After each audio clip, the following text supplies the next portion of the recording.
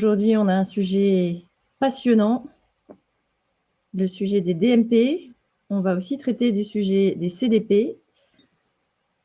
Et donc, un titre un peu provocateur, pourquoi les DMP et les CDP n'ont pas dit leur dernier mot dans un monde où les cookies vont disparaître. Donc, on vous laisse le temps de vous connecter encore tranquillement. Vous êtes très nombreux ce matin.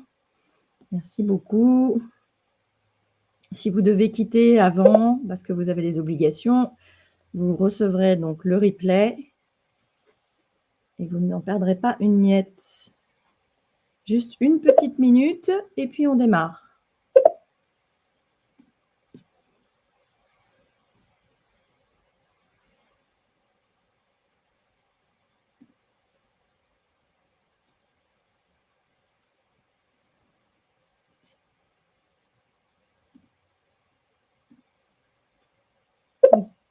Tout au long de la présentation, vous allez bien sûr avoir la possibilité de poser vos questions.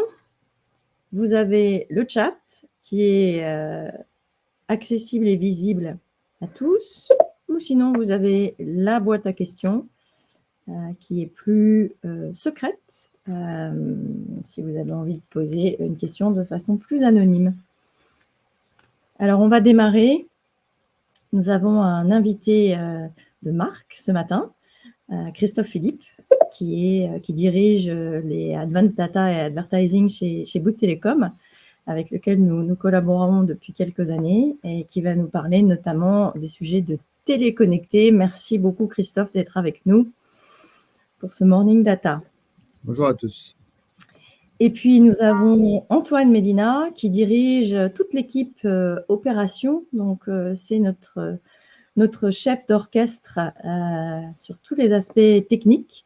Antoine est très précieux avec son équipe pour pouvoir répondre à toutes vos questions et développer de façon proactive, active les use cases.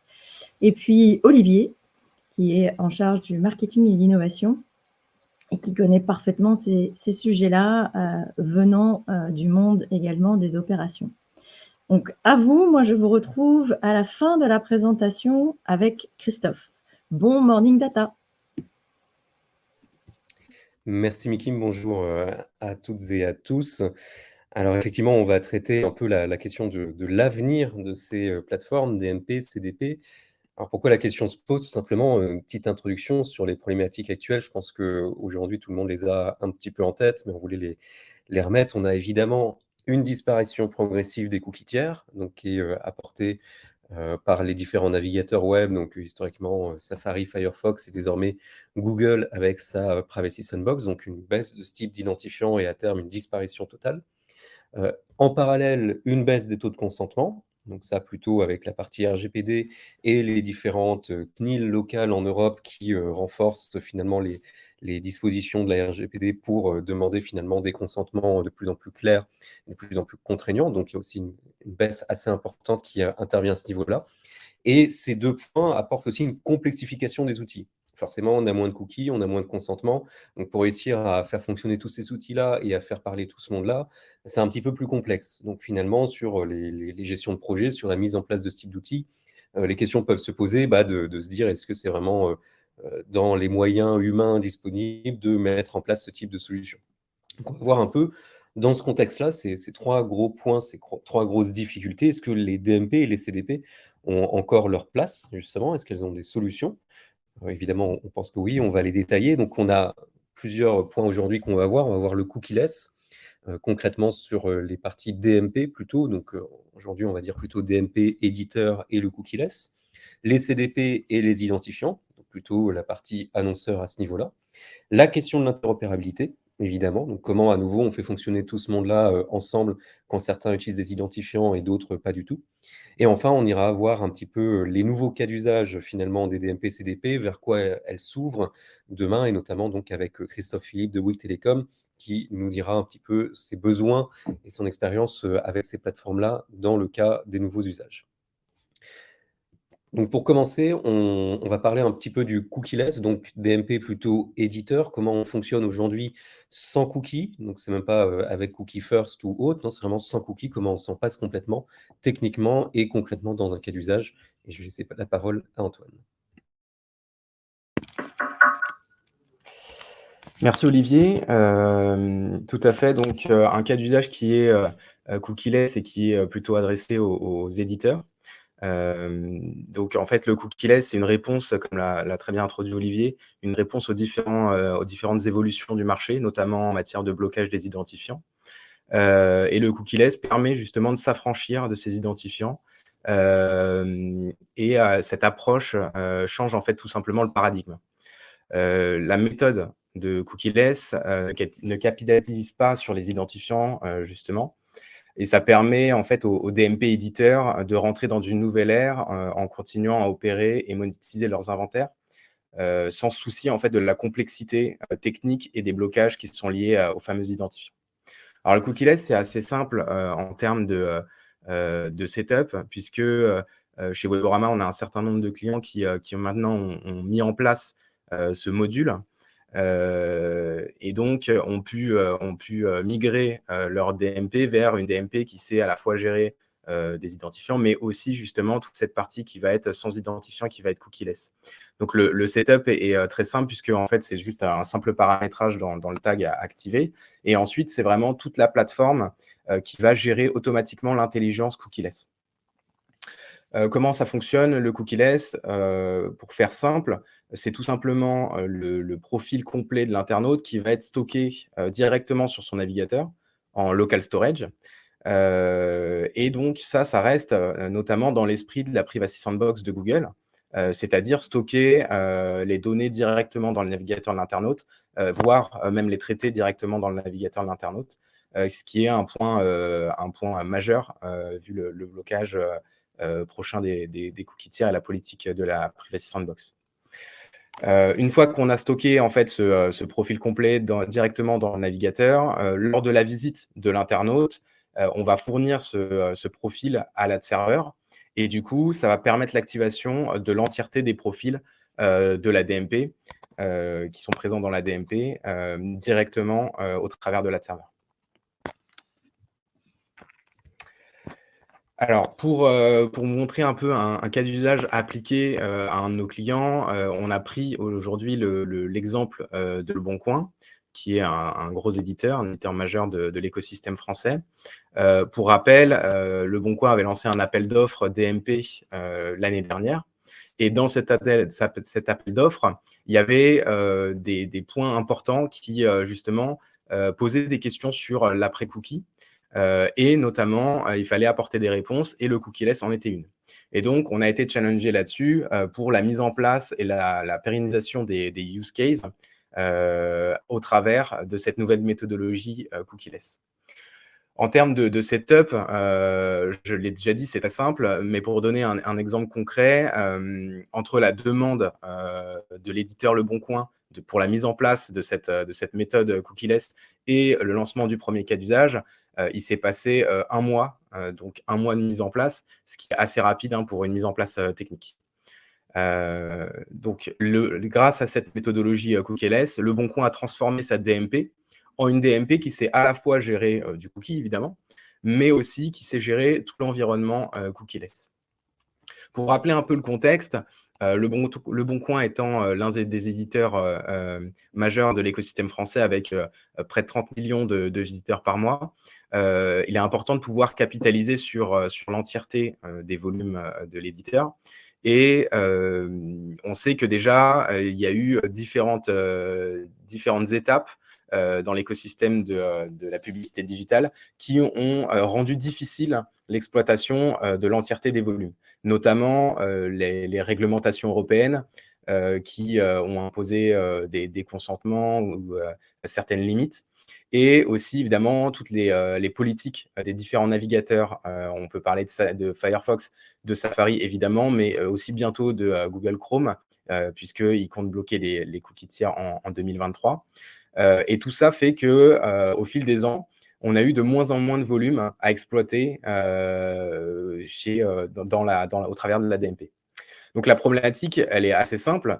Elle est comment je continue en fait à cibler en fait les internautes avec leur comportement sur mon site sans en fait le cookie tiers. Donc l'objectif, c'était évidemment de pouvoir améliorer les performances et au travers de ça, évidemment, faire grossir le reach qu'on avait de ces audiences et de donner aussi de la granularité et une meilleure qualification de ces mêmes audiences. En termes de résultats, Le Bon Coin, concrètement, c'est une grosse machine. Donc, il y a énormément de critères explicatifs, de critères comportementaux. Donc, on voit plus de 5000 segments qui sont créés dans l'outil DMP. On a 2000 audiences de profils qui sont utilisées dans la DMP. Et ces 2000 audiences sont évidemment transférées vers plusieurs acteurs qui sont les partenaires d'activation de Le Bon Coin. En termes de résultats purs, on a évidemment pu profiter de 100% des utilisateurs segmentés, puisque sans identifiant, on s'affranchit des problématiques techniques dont on parlait précédemment. On a aussi constaté des plus sur les différentes campagnes, puisque côté Le Bon Coin, on a eu plus 70% d'impressions, notamment sur les navigateurs Safari et Firefox, qui sont les plus contraignants en termes de gestion des identifiants, et plus 58% de clics.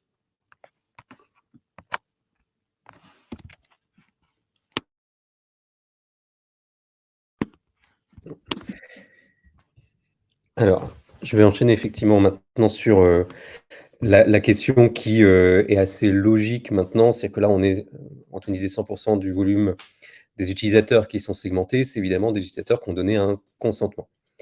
Donc, maintenant, la problématique pour un éditeur, en dehors de est-ce que j'ai la capacité de tracer des utilisateurs, c'est qu'est-ce que je fais de mon inventaire sur lequel je ne peux pas créer de profil finalement comportemental parce que je n'ai pas de consentement. Alors là, c'est là où, en parallèle finalement de la DMP cookieless, on a des DMP contextuels. Alors, nous, chez Obarama, on a une DMP qui fait les deux à ce niveau-là pour les éditeurs. Donc, en parallèle de dire, voilà, on crée des profils sans cookies, ben, on va aussi créer des profils de page, du contexte. Donc, c'est entre autres grâce à Goldenfish chez nous. Donc là, cette fois-ci, c'est dire, la DMP, elle est pluguée finalement sur le site internet, elle va aller récupérer fetcher finalement les contenus qui sont lus par les utilisateurs, on va aller les analyser. En les analysant, on va aller les classer dans un certain nombre de segments. Donc, on appelle ça des clusters chez nous. Donc, par exemple, est-ce que c'est un cluster achat automobile? Est-ce que c'est un cluster voyage en train? Est-ce que c'est un cluster mode, par exemple, en fonction des mots qui sont présents dans la page. Donc, finalement, cette DMP contextuelle, elle va dire, je n'ai plus besoin du profil de l'utilisateur, je n'ai plus besoin de profiler quoi que ce soit sur l'utilisateur, donc je n'ai plus besoin de son consentement.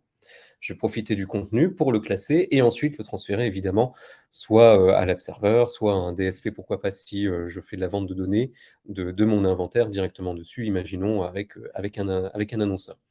Donc là, on s'affranchit complètement du consentement et on est en capacité de valoriser à nouveau cet inventaire-là. C'est important, pourquoi? Pour un éditeur aujourd'hui, parce qu'évidemment, ce taux de non-consentement, il augmente. Il était à 5, puis 11, puis 15, puis maintenant quasiment 20%, je crois, sur les dernières semaines de personnes qui ne consentent pas. Donc, c'est des inventaires sur lesquels il faut faire autre chose, sur lesquels il faut pouvoir maximiser une valorisation. Alors, l'avantage de pouvoir avoir une DMP contextuelle pour profiter du consentless, c'est aussi de pouvoir l'utiliser pour tout de même apporter une granularité supplémentaire sur les utilisateurs qui ont consenti. C'est-à-dire que d'un côté, voilà, j'ai mes 20% d'inventaires qui n'ont pas de consentement, donc je fais du contextuel pur sur ces pages-là que je score et ensuite que je cible. Mais de l'autre côté, sur les utilisateurs qui ont donné leur consentement, j'ai toutes les variables explicatrices que je peux avoir déjà dans ma DMP et à laquelle je vais rajouter une variable contextuelle qui est de dire, en fonction de sa navigation et en fonction de l'analyse sémantique qu'on a pu faire de ces pages-là, l'utilisateur a tel ou tel intérêt. Donc d'un côté, sur le consent, c'est plus de précision, et de l'autre, sur le consentless, c'est tout simplement de la valorisation d'un inventaire qu'aujourd'hui, on ne peut plus valoriser sans le contextuel, en tout cas de façon efficace. N'hésitez pas évidemment au cours de l'eau, si vous avez des questions à poser, on y répondra. Donc ça, c'est la partie DMP. Donc DMP, nous, qu'on considère aujourd'hui plutôt soit cookieless, soit contextuel, soit les deux, mais plutôt pour les éditeurs. Et de l'autre côté, on a pour les annonceurs la question plutôt de l'identifiant et dans ce cas-là, plutôt des CDP. Alors pourquoi la question se pose de plus en plus? Parce que quand on retire de l'équation le cookie tiers, bah, finalement, la façon de fonctionner et de cibler les utilisateurs, elle va être de plus en plus complexe parce qu'on va avoir des sources d'identifiants et de données de plus en plus variées. Donc, il y en a qui sont assez classiques, qu'on connaît désormais assez bien, qui sont les identifiants mobiles, donc que ce soit l'IDFA chez Apple ou le AID chez Android, alors qui eux-mêmes, de plus en plus, vont potentiellement se raréfier parce que les deux plateformes mettent en place des restrictions au fil du temps. On a les données first, évidemment, donc du cookie first, pourquoi pas, de l'email, du numéro de téléphone. On va avoir les API navigateurs qui vont soit donner des identifiants, soit donner des classifications finalement auxquelles l'utilisateur appartient. Ça donne un identifiant finalement à la fin, pas un identifiant utilisateur, mais un identifiant thématique, par exemple. On a les identifiants uniques, les fameux ID uniques. Donc, on a les différents acteurs, il y en a plein, l'initiative Unified ID, l'ID5, le RAMP ID, etc. Donc, on a beaucoup d'identifiants à ce niveau-là qui sont disponibles. La question sur l'identifiant unique, aujourd'hui, elle reste un petit peu la même. C'est est-ce qu'on va réussir à les faire communiquer efficacement tous ensemble? La question, elle se pose. En attendant, les CDP, ce qu'elles font aujourd'hui, c'est de faire en sorte de pouvoir tous les supporter. Toutes ces sources-là, qu'importe l'acteur qui est derrière, pour être en capacité ensuite de les réconcilier quand ce sera possible. La géoloc, évidemment, qui reste une source de données importante, et les TV, on en parlera un petit peu plus tard, qui sont des sources de données d'identifiants. Il peut y en avoir plein d'autres, hein. De façon générale, on pourrait très bien avoir un identifiant d'une voiture, maintenant que les voitures sont connectées, les identifiants d'une smartwatch, si on veut, puisqu'on en a de plus en plus, ça se déploie. Donc, les identifiants, quand on disait TV, c'est pas forcément la box opérateur, mais c'est aussi les télés Samsung connectées, ce genre de choses. Donc, toutes ces sources-là apportent des identifiants qui sont réconciliables ou non, et donc une complexité. Et ça va être la CDP qui va essayer de faire en sorte de créer de la simplicité et de faire en sorte que, à la fin, pour l'annonceur, tout puisse communiquer et sans finalement que ce soit trop complexe à utiliser. Donc, je vais repasser la parole à Antoine pour finalement dire, avec toutes ces sources d'identifiants, maintenant, qu'est-ce qu'on en fait concrètement dans la CDP? Merci Olivier. Alors en effet, qui dit multiple identifiant dit réconciliation, et c'est là où la question de l'ID Graph se pose. Et l'ID Graph, ça fait des années en fait que ça existe hein, sur le marché, et des années que chez Weborama on effectue des réconciliations d'identifiants.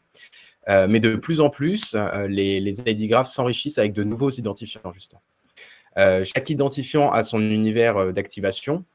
Mais au travers de l'ID Graph, ça permet justement de lier les différents identifiants et donc de lier les différents univers d'activation. C'est devenu encore plus important avec évidemment le blocage du cookie tiers, puisque le cookie tiers avait une grande flexibilité en matière de suivi d'internautes. On pourra donc passer maintenant par l'ID Graph afin de suivre les consommateurs sur les différents environnements, que ce soit online ou offline. L'ID Graph, il permet aussi de renforcer le marketing people-based, puisqu'on va avoir des profils qui vont être unifiés, et ça va permettre de rendre des cas d'usage plus performants, notamment avec une vision omnicanale du consommateur, avec les interactions online-offline. Il y a un point important qui est aussi très intéressant avec l'ID Graph, c'est le point légal. Au niveau de la privacy, on a, puisqu'on a une vision unifiée de l'utilisateur, on a aussi une facilité, une simplicité d'action sur ces différents profils. Et donc, lors de la demande, par exemple, de la suppression d'un consommateur, il est beaucoup plus simple de pouvoir faire le ménage et supprimer l'entièreté de ces identifiants et de ces profils. La réconciliation au niveau de l'ID Graph, elle se fait de deux manières. Elle se fait soit de manière déterministe. Donc là, on va avoir différents points de contact, notamment des points de contact qui vont être online, sur le site ou sur l'application, ce genre de choses. Et elle va se faire aussi potentiellement de manière probabiliste, où on va là se rapprocher plus des notions de type fingerprinting avec l'IP, la résolution d'écran, la géoloc, etc. Donc, l'ID Graph, C'est intéressant et du coup, il faut pouvoir, tout simplement l'utiliser à bon escient. Et donc pour ça, on a, évidemment, l'opportunité de capitaliser sur, tout ce qui va être le CRM, des différents annonceurs. Et on sait, que, le CRM apporte une vision, client-centric, et apporte aussi différentes typologies de données. Des données, par exemple, sur des clients, sur des prospects, des données de contrat ou des données, de panier avec des produits, voire même des interactions qu'on a pu avoir avec les clients, de manière, en email ou au téléphone. Et donc on comprend vite, que ces données, sont des données à forte valeur. Et donc l'idée, évidemment, c'est de pouvoir les pérenniser, le mieux possible. Donc cette donnée, elle a différents, canaux d'activation et ces canaux sont multiples. Et donc on revient sur le sujet, de l'omnicanalité dont j'ai parlé précédemment. Aujourd'hui, il faut pouvoir couvrir l'entièreté de la base, client. Certes, la partie, digitalisée, du CRM, où on va pouvoir prendre des actions qui vont être online ou offline, mais aussi pouvoir gérer toute la partie qui n'est pas digitalisable, et sur laquelle il faut à minima pouvoir, prendre des actions qui sont, des actions d'activation, offline. Donc on a vraiment cet enjeu, au niveau du CRM où il faut savoir gérer à la fois, toute la partie digitalisée et non digitalisée pour pouvoir, couvrir l'entièreté de la base client. Et ça passe aussi en se servant évidemment des Graph ID dont on a parlé, précédemment. Toute la base CRM évidemment, pourra, servir, à différents triggers, en termes de médias, que ça soit, le média plutôt, côté online ou même l'orchestration de scénarios complexes en termes de marketing automation et cetera. Donc plutôt côté, offline. Pour un cas client, concrètement, on a, du coup des différents clients annonceurs, qui ont voulu migrer, leur DMP vers, une CDP et la migration, en question, elle se fait par une meilleure gestion, du CRM, comme on vient de l'expliquer, où on a besoin de pouvoir capitaliser, sur l'entièreté, du CRM et plus juste une partie qui est, digitalisée. Donc aujourd'hui, le contexte, il est que, l'annonceur, va être soumis, évidemment à une concurrence, de plus en plus présente et dynamique et donc il doit pouvoir, ouvrir différentes possibilités, différents use cases, sur, ces différentes bases qui sont, prospects, clients et cetera. On sait aussi que les réglementations, liées aux utilisateurs sont quand même de plus en plus strictes et donc c'est un point sur lequel il faut être vigilant, et c'est pour ça qu'il faut aussi, laisser toutes les portes ouvertes, et pouvoir gérer, le plus possible de données et de manière, le plus granulaire, possible et réconcilier l'entièreté des différentes typologies de données. Donc la problématique, elle est, d'anticiper, la disparition des cookies tiers en utilisant des moyens de ciblage, qui sont, très axés sur le CRM. Donc l'objectif, il est évidemment de couvrir, comme je l'ai dit, toute la base, client, de pérenniser, les capacités de ciblage. La CDP aussi va servir à centraliser toutes les actions marketing. Comme je le disais précédemment, c'est vraiment un trigger de l'entièreté de l'écosystème. Et de créer un hub de connaissances clients, puisqu'on va essayer de centraliser les données et d'unifier toutes les données, qu'elles soient online ou offline, au sein de la CDP. En termes de résultats, donc transformer sa DMP vers une CDP, ça passe en effet par une meilleure gestion du CRM. Et donc, cette migration a permis de conserver l'entièreté des cas d'usage qui étaient déjà déployés avec l'outil DMP, mais le passage à la CDP a permis l'enrichissement de ces cas d'usage et le déploiement de nouveaux. Donc, on va avoir des CRM qui peuvent être très souvent très conséquents, et ce CRM, évidemment, l'idée, comme c'est de capitaliser dessus, il va y avoir quand même un grand nombre de données qui vont être traitées, qui vont être envoyées vers les partenaires d'activation. On cherche à avoir aussi, d'une manière assez exhaustive, l'entièreté des critères CRM, d'avoir une granularité qui sera suffisante pour permettre l'activation de nombreux cas d'usage. En termes de volume, aujourd'hui, on constate qu'environ 50 à 60 des bases CRM ne peuvent pas être digitalisées. Donc, une meilleure gestion du CRM avec une gestion offline permet donc de doubler, en fait, tout simplement, le volume adressable du CRM. Pour le côté exhaustivité, grâce à la CDP, on a pu enrichir des cas d'usage existants, comme je le disais, et déployer de nouveaux cas d'usage. Et aujourd'hui, on constate que 25 des activations se font avec de la donnée provenant du CRM offline, donc non digitalisé. Et en termes de flexibilité ou d'agilité, on a des setups sur l'ensemble des flux CRM qui sont faits en début de projet. Et ensuite, ça permet aussi de faire sortir des données du SI de l'annonceur. Et ces données-là, elles vont se retrouver dans la CDP et ça va leur rendre de l'agilité et ça va permettre de capitaliser plus simplement aussi sur ces données que si elles étaient seulement dans le SI annonceur.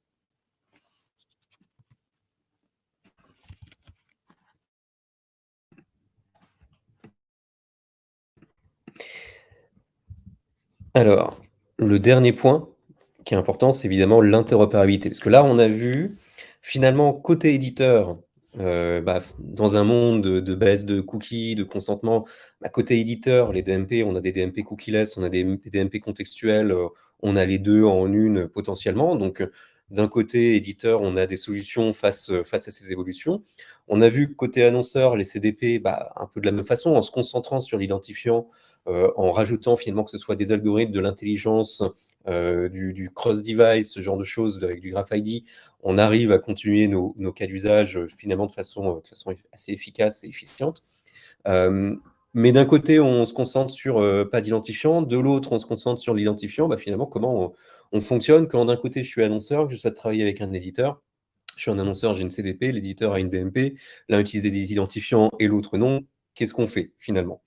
Donc c'est là que ce qui va être intéressant, c'est effectivement de voir comment ces plateformes-là, dans la suite, vont pouvoir communiquer finalement entre elles. Donc, juste avant de prendre la petite question, je vais détailler un petit peu ça. Les 3 grands points, c'est évidemment, on va capitaliser sur les identifiants. Que ce soit CDP ou DMP, parce que finalement, les DMP éditeurs ont tout de même des bases d'abonnés. Donc, c'est pas forcément tout leur trafic comme on peut avoir chez un annonceur, mais en tout cas, elles ont des bases d'abonnés et ces bases d'abonnés sont basées sur de l'identifiant à un moment donné. Donc, que ce soit un email, un téléphone, etc. De l'IDFA aussi sur les applications, enfin l'identifiant mobile sur les applications des éditeurs. Et même, du coup, potentiellement, l'ID unique peut être aussi déployé sur ce type de solution.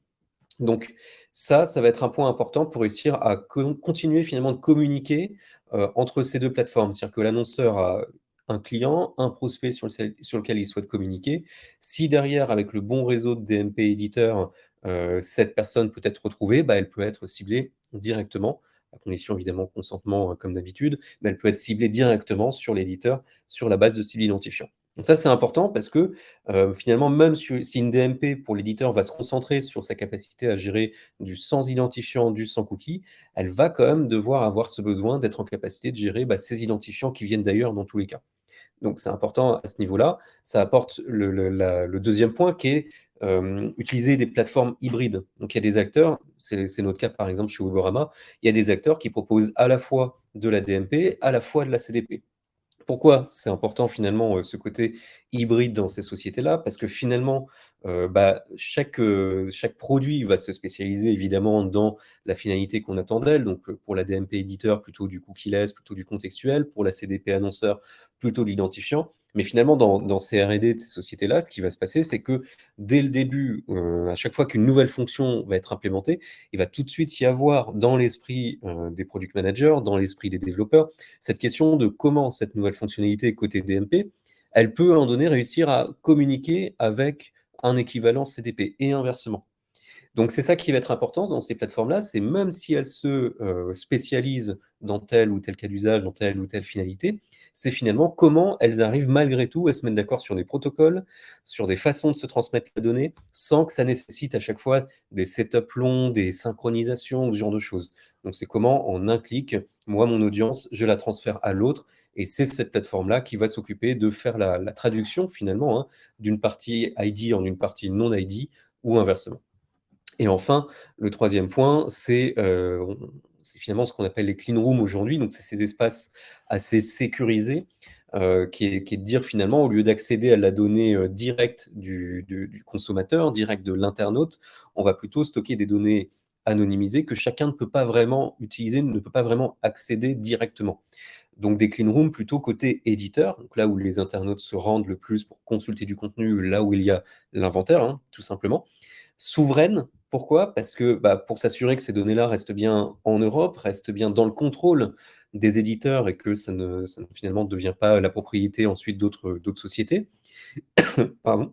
Et dans ces clean rooms, donc qui seront souveraines, et c'est le côté important, les annonceurs qui auront la capacité de déverser finalement des données en toute sécurité, en toute confiance, parce que finalement, dans cette clean room, il y a la sûreté, le côté certain finalement que moi, mes données en tant qu'annonceur, quand je les dépose, elles ne vont pas pouvoir être récupérées directement ni par l'éditeur, directement non plus par un concurrent ou par un autre annonceur. Parce que finalement, il y a cette anonymisation et cette impossibilité de sortir de la donnée individuelle, mais uniquement de la donnée agrégée.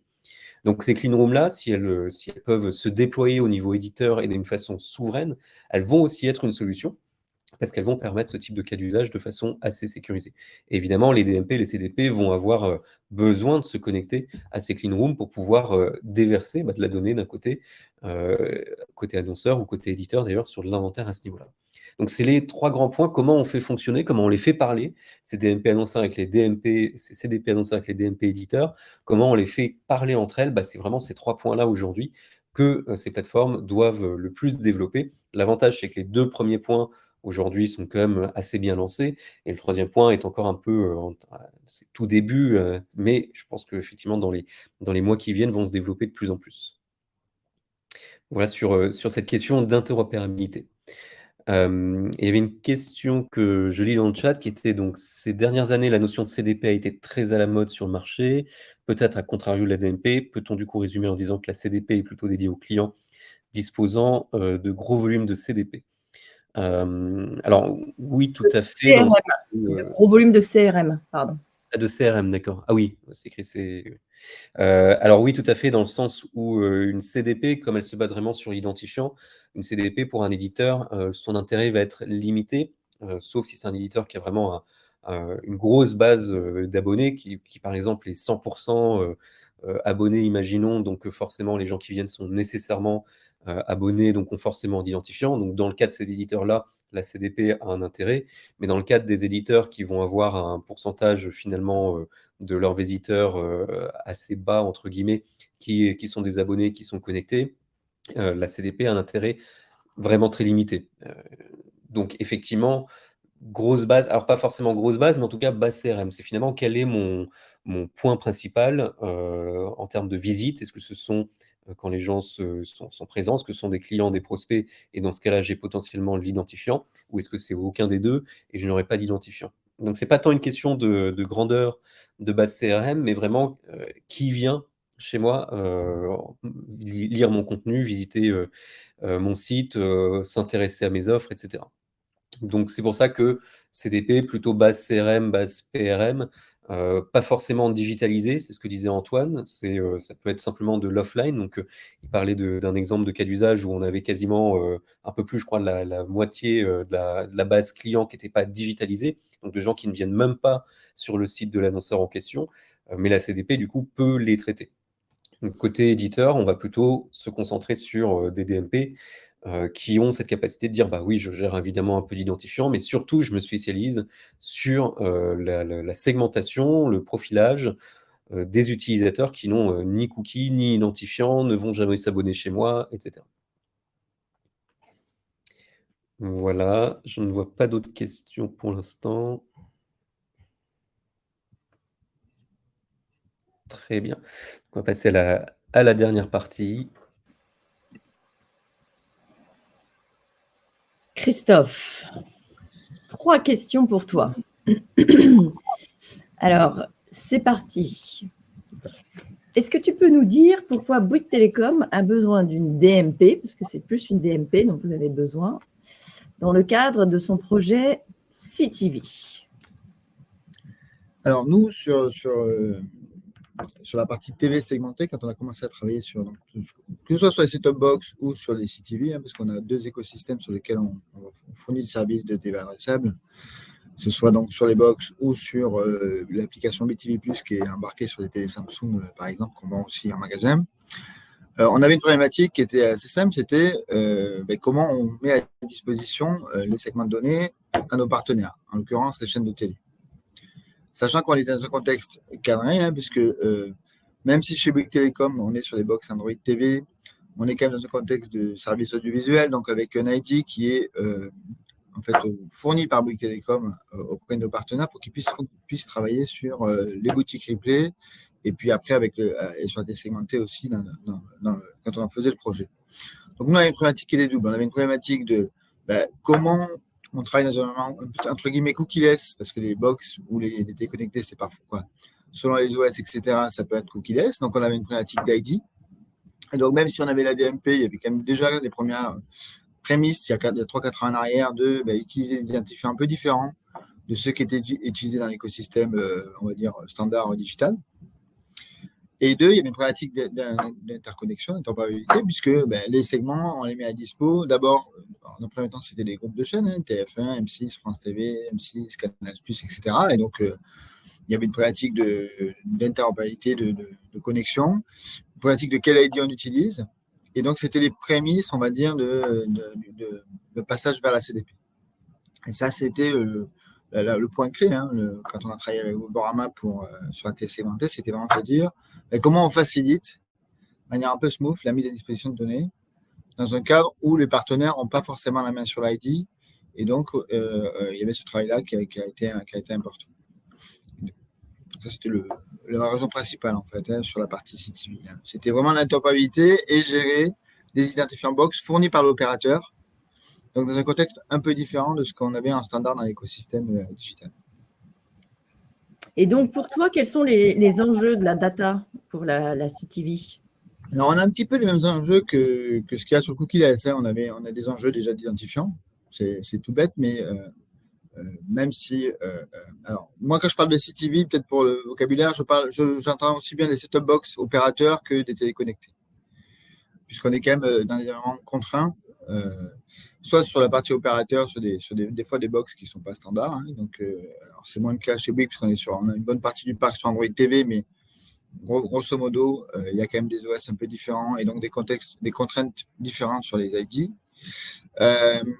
Et puis aussi des acteurs type Google qui commencent à mettre des contraintes sur l'accès aux identifiants ou Apple.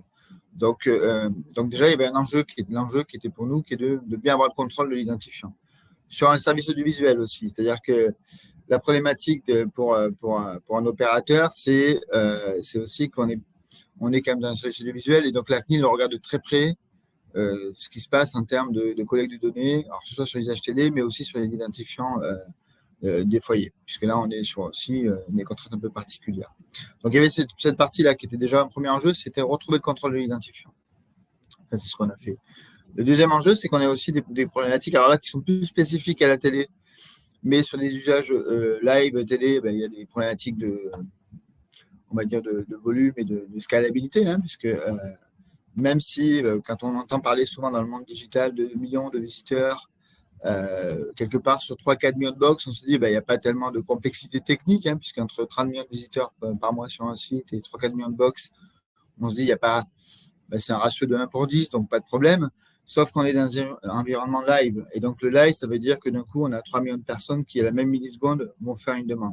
Et donc, dans les enjeux que nous, on a eu quand on a travaillé à l'intégration de Weborama dans l'écosystème, dans le service, on va dire, de télésegmenté, il y avait des problématiques de capacitaire. Il y avait des capacités, en termes techniques, de bien lisser la charge, de travailler des aspects pour que tous les outils avec lesquels on travaille soient adaptés à un contexte télé. Et le troisième enjeu, on va dire, une fois qu'on a dit les ID, la capacité à collecter la donnée, le troisième enjeu, c'est aussi la mise à disposition qui va au-delà même de la CDP, ou en tout cas que moi je lis aujourd'hui dans mes discussions quand je discute avec vous, c'est aussi la partie data collaboration. Je vais même aller plus loin que le data clean room, c'est-à-dire qu'on est dans un contexte sur la CTV où nous, on a en fait l'accès au client, on a le CRM, on a l'identifiant du client. Par contre, les acteurs qui veulent travailler avec la data, c'est soit les éditeurs, soit les annonceurs. Et là, nous, on est un sorte de tiers de confiance, ou un tiers de fournisseur de services, on va dire, Tech plus data. Et là, notre enjeu, c'est d'arriver à opérer facilement et à ce que ce soit opérable facilement par l'ensemble des acteurs qui veulent opérer des campagnes en télésegmenté.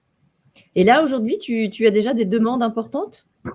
Alors, en fait, il y a eu, d'abord sur la partie télésegmentée, on a eu, on va dire, une année 2021 qui était, on va dire, une année d'apprentissage, de démarrage du service.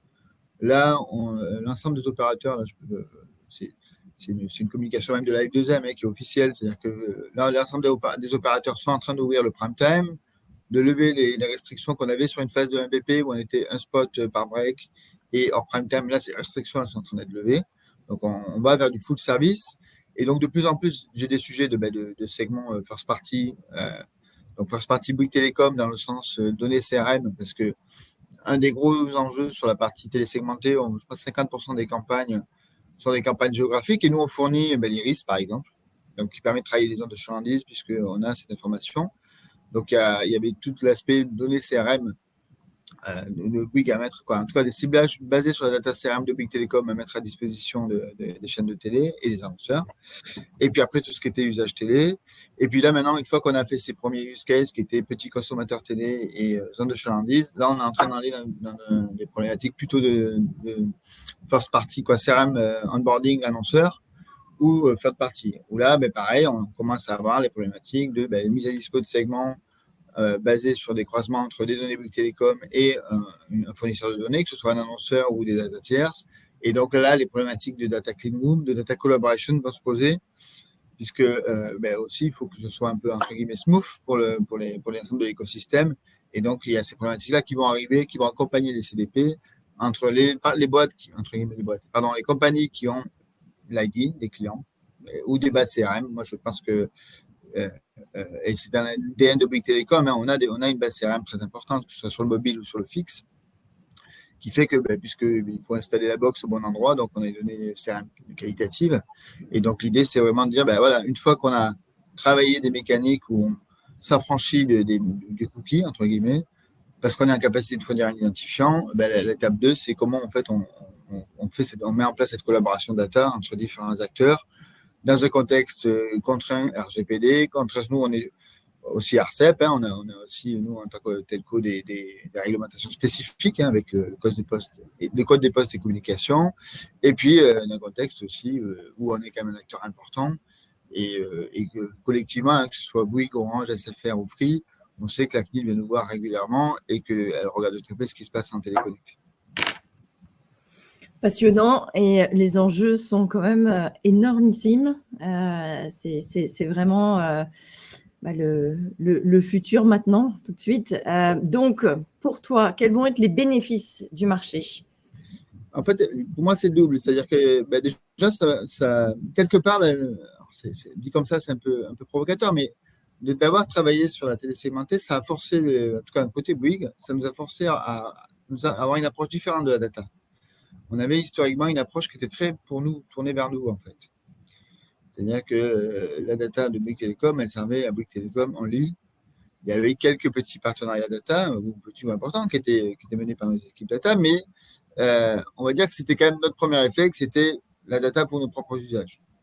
Pour faire la recommandation, pour faire des campagnes CRM, pour faire des campagnes digitales, mais on a, le projet CTV pour télésegmenter, ça nous a forcé à dire, OK, il faut que je mette à dispo à minima des segments et la data aux chaînes de télé. Un acteur zéro, on va dire, de la discussion, au premier niveau avec qui on a discuté, avec le SNPTV, c'est il faut qu'on travaille notre mise à dispo de données. Mise à dispo de données, comme je disais, il y a eu un travail sur les consentements. On a exactement les mêmes problématiques qu'il y a dans le digital, c'est-à-dire avoir des consentements pour collecter les usages télé de nos clients et utiliser leurs données CRM à des fins de création de segments. Donc, que ce soit pour l'activation ou pour l'insight.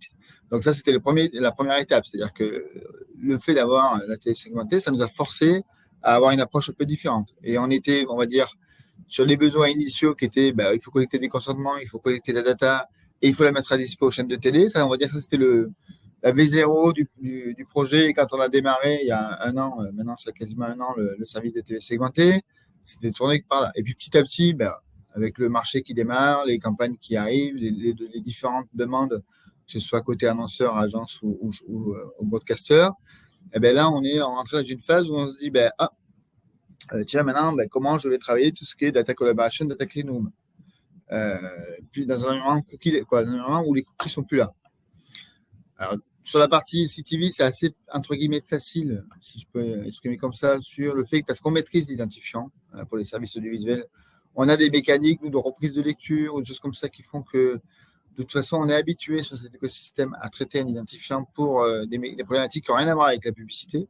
Donc ça, on en a bénéficié, entre guillemets, sur le projet. Et puis peut-être aussi, parce que ça, c'est plus prospective, ou ça, c'est une discussion qu'on a au sein de la F2M, c'est aussi voir dans quel rôle, peut-être plus tard, les opérateurs vont pouvoir jouer aussi dans l'écosystème digital sur la partie mobile et Internet.